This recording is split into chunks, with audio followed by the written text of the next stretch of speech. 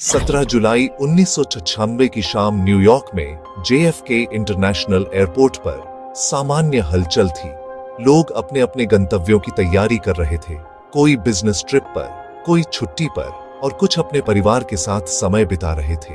Airport की रोशनी में विमान धीरे धीरे अपनी जगह पर खड़ा था। TWA फ्लाइट 80 बोइंग 747-100 सीरीज 230 यात्रियों और चालक दल के साथ पेरिस की उड़ान भरने के लिए तैयार। कैप्टन रैल्फ केवॉर्कियन और फर्स्ट ऑफिसर स्टीवन स्नाइडर जैसे अनुभवी पायलटों ने विमान की पूरी जांच की थी। फ्लाइट अटेंडेंट्स ने सुरक्षा सुनिश्चित की और सभी यात्री अपने सीट बेल्ट में बंधे थे। रात 8:19 बजे विमान ने टेक ऑफ किया। लॉन्ग आइलैंड की रात की रोशनी धीरे धीरे पीछे छूट रही थी। इंजन की गड़गड़ाहट, विंग्स के वाइब्रेशन और विमान के अंदर हल्की बातचीत, सब कुछ सामान्य लग रहा था। यात्रियों में बच्चों की हंसी, व्यस्त व्यापारियों की चुप्पी और परिवारों की हल्की उत्सुकता थी।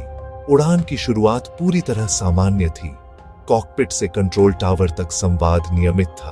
कैप्टन केवॉर्कियन ने धीरे धीरे विमान को ऊंचाई पर चढ़ाया और ऑटो पायलट चालू कर दिया। फर्स्ट ऑफिसर स्नाइडर अपने इंस्ट्रूमेंट्स चेक कर रहा था। विमान की स्थिति, हवा की गति और मौसम की रिपोर्ट सब सामान्य थी। लेकिन उड़ान भरने के लगभग 12 मिनट बाद लॉन्ग आइलैंड के ऊपर अचानक एक भयानक धमाका हुआ।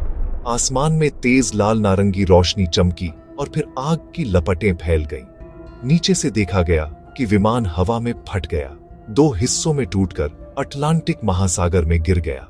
समुद्र की सतह पर मलबे के टुकड़े तैर रहे थे। सीटें, बैग, अधजले हुए कपड़े और कभी-कभी यात्रियों के व्यक्तिगत सामान। रेडार स्क्रीन पर विमान की ब्लिप गायब हो गई। कोस्ट गार्ड और नेवी तुरंत रेस्क्यू ऑपरेशन पर उतरे, लेकिन जल्दी ही यह स्पष्ट हो गया कि यह अब रेस्क्यू नहीं बल्कि रिकवरी मिशन है। आई विटनेसेस ने बताया कि उन्होंने एक ब्राइट स्ट्रीक देखी, जैसे कोई मिसाइल या प्रोजेक्टाइल ऊपर से विमान की ओर गई हो। मीडिया ने इसे तुरंत हाईलाइट किया और पूरे अमेरिका में यह घटना हेडलाइन बन गई। FBI और NTSB तुरंत जांच में जुट गए। FBI को शक था कि यह आतंकी हमला हो सकता है, जबकि NTSB तकनीकी खराबी की दिशा में काम कर रहा था। दोनों एजेंसियों के बीच मतभेद शुरू हो गए। FBI आई विटनेस स्टेटमेंट्स को गंभीरता से ले रहा था और मिसाइल थ्योरी पर फोकस कर रहा था, जबकि NTSB ने मलबे और टेक्निकल डेटा के आधार पर कहा कि विस्फोट फ्यूल टैंक में शॉर्ट सर्किट के कारण हुआ। मलबे की जांच शुरू हुई। सबसे महत्वपूर्ण हिस्सा था सेंटर फ्यूल टैंक। वैज्ञानिकों ने कई टुकड़ों की माइक्रो लेवल एनालिसिस की। कुछ धातु के अंश मिले जो विस्फोट में आमतौर पर पाए जाते हैं, जैसे RDX, PETN, नाइट्रोग्लाइसरीन।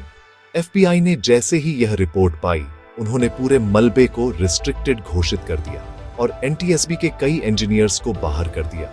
आई विटनेसेस का कहना था कि उन्होंने विस्फोट से पहले तेज रोशनी देखी, लेकिन सरकारी बयान इसे विमान के ईंधन ट्रेल के रूप में पेश करता रहा। जांच के शुरुआती महीने और साल भर में FBI और NTSB के बीच लगातार तनाव बढ़ता रहा।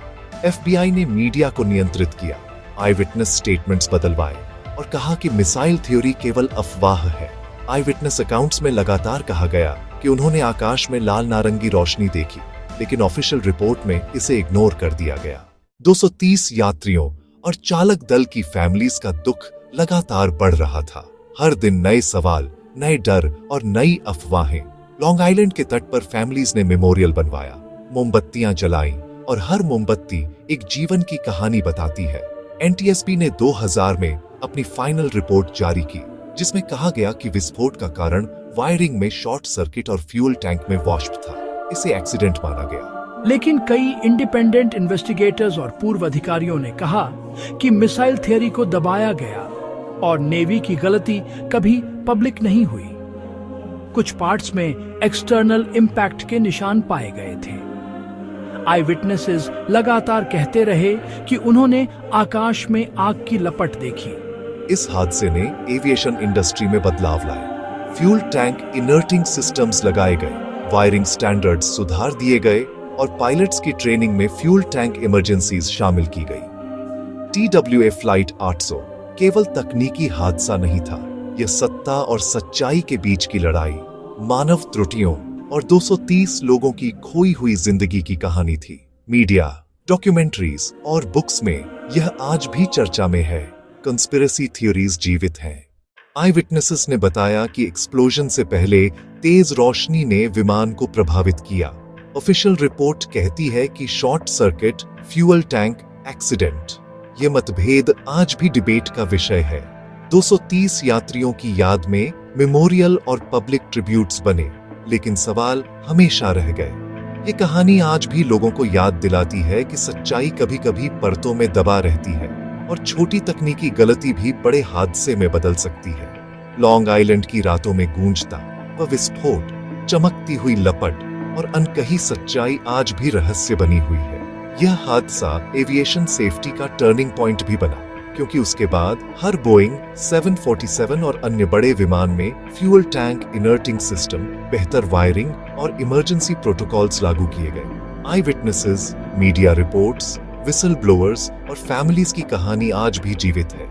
ये कहानी सिर्फ एक विमान हादसा नहीं, बल्कि एक तकनीकी त्रुटि, मानव गलती, सत्ता की राजनीति और 230 जिंदगी की अनकही दास्तान है। लोग आज भी पूछते हैं, क्या यह सिर्फ एक्सीडेंट था या किसी ने सच दबा दिया?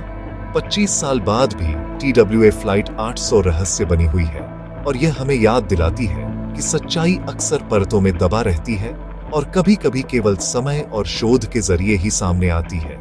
अगर आपको ये रहस्यमयी कहानी पसंद आई हो तो वीडियो को लाइक करें, अपने दोस्तों के साथ शेयर करें और हमारे चैनल डार्क नेक्स्ट टीवी को सब्सक्राइब करना न भूलें। घंटी का आइकन दबाएं ताकि हमारी अगली रहस्यमयी कहानी की सूचना आपको सबसे पहले मिले।